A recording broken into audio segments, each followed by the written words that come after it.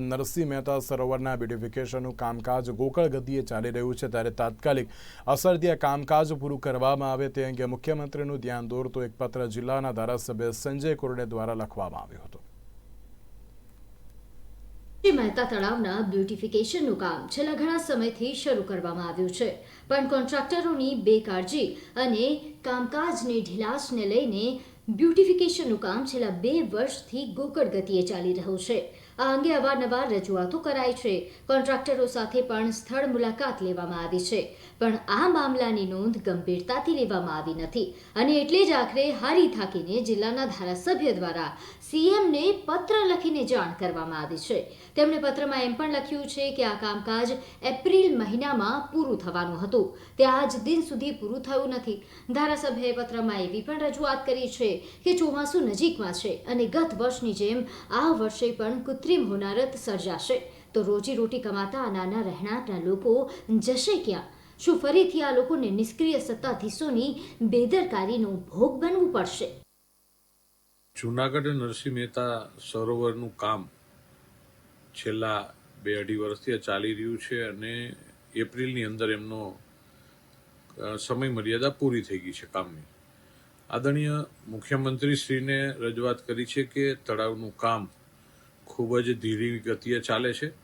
ગત વર્ષે જે લક્ષ્મીનગર વિસ્તારની અંદર પાણીના બનાવો બન્યા હતા અને લોકોની પાળી તોડી અને પાણી ઘરમાં ઘૂસી ગયા હતા, એ તંત્રની અને કોન્ટ્રાક્ટરની બેદરકારીના હિસાબે, કારણ કે જે કાઢવાનું ઇનલેટ છે એ બંધ કરી દેવામાં આવ્યું હતું ને પાણી લોકોના ઘર સુધી ઘૂસી ગયા હતા અને એ પરિસ્થિતિ ઊભી થઈ હતી.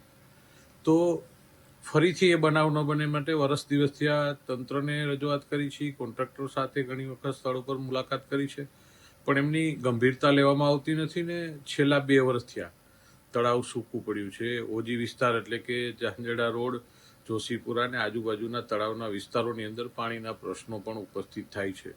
ત્યારે આ વસ્તુને ગંભીરતાથી લેવાને બદલે કોન્ટ્રાક્ટર હળવાશથી લઈ રહ્યા છે અને એનું રિઝલ્ટ પણ આવતું નથી. એટલે અધિકારીઓની કંઈક ને કંઈક બેદરકારી, કોન્ટ્રાક્ટરની તો 100% બેદરકારી છે. તો આ તાત્કાલિક અસરથી થાય, આઉટલેટ અને ઇનલેટ બંને તૈયાર થઈ જાય, કારણ કે હવે 1.5 મહિના જેવો જ સમય છે. વરસાદ આવી જાય અને ફરીથી એને પરિસ્થિતિ ઊભી થાય તો એ લોકો, નાના માણસો હેરાન થાય, એ આપણે વ્યાજબી ન લાગે. એટલે તાત્કાલિક અસરથી એમની કાર્યવાહી થાય એટલા માટે મુખ્યમંત્રીને રજૂઆત કરવામાં આવી છે. તો આ બાજુ સ્થાયી સમિતિના ચેરમેન હરેશ પરસાણાનું કહેવું છે કે કામકાજ ગતિમાં ચાલે છે અને અમે આઉટલેટ ઇનલેટ બનાવવાની કામગીરી ત્વરિત પૂર્ણ કરવાની તાકીદ પણ કરી છે. જે કામકાજ પણ ઝડપથી ચાલી રહ્યું છે અને આ કામકાજ ઝડપથી પૂર્ણ કરવાની કોશિશ કરાશે. જૂનાગઢની મધ્યમાં આવેલું નરસિંહ મહેતા સરોવરનું હાલ બ્યુટિફિકેશનનું અને ડેવલપમેન્ટનું કામ ચાલી રહ્યું છે.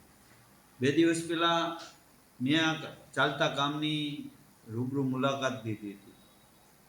મારી દ્રષ્ટિએ તળાવનું કામ પૂરી ગતિથી ચાલુ છે. સાથે સાથે એના જે આઉટલેટ અને ઇનલેટની વાત છે, તો ગયા વર્ષે જે પાણીની સમસ્યા સર્જાણી હતી, એનું જે ઇનલેટ છે એ ખુલ્લું નહોતું. હાલ ઇનલેટ બનાવવાની કામગીરી શરૂ છે અને આઉટલેટ બનાવવા માટેની કામગીરી શરૂ થઈ રહી છે. આવનારા મોન્સૂનમાં આ તળાવ ભરવું ખૂબ જરૂરી છે. એટલે મેં પણ વિઝિટ કરી અને તાત્કાલિક અસરથી ઇનલેટ અને આઉટલેટનું કામ પૂરું થાય કે જેને કારણે આવનારા ચોમાસામાં આ તળાવ ફરીથી નવસાધ્ય કરી અને ભરી શકાય. કોન્ટ્રાક્ટર દ્વારા જે કામ થઈ રહ્યું છે એમાં ગતિ વધારવાની મેં પણ સૂચના આપી છે અને આઉટલેટ ઇનલેટ તાત્કાલિક બનાવવા માટેની પણ મેં સૂચના આપી છે. હાલમાં તો કોન્ટ્રાક્ટરો દ્વારા કામકાજ તેજીથી ચાલી રહ્યું હોવાનું કહેવામાં આવી રહ્યું છે, પણ સાથે નવાઈની વાત એ છે કે ધારાસભ્યએ આ બાજુ પત્ર લખ્યો અને બીજી બાજુ મેયર ગીતા પરમાર તાત્કાલિક અસરથી નરસિંહ મહેતા સરોવરની મુલાકાતે પહોંચ્યા હતા, જેને લઈને પણ હવે તર્ક વિતર્કો શરૂ થઈ ગયા છે. દિવ્યકાંત ભુવા, નિર્માણ ન્યૂઝ, જૂનાગઢ. ઊંઝાના પૂર્વ ધારાસભ્ય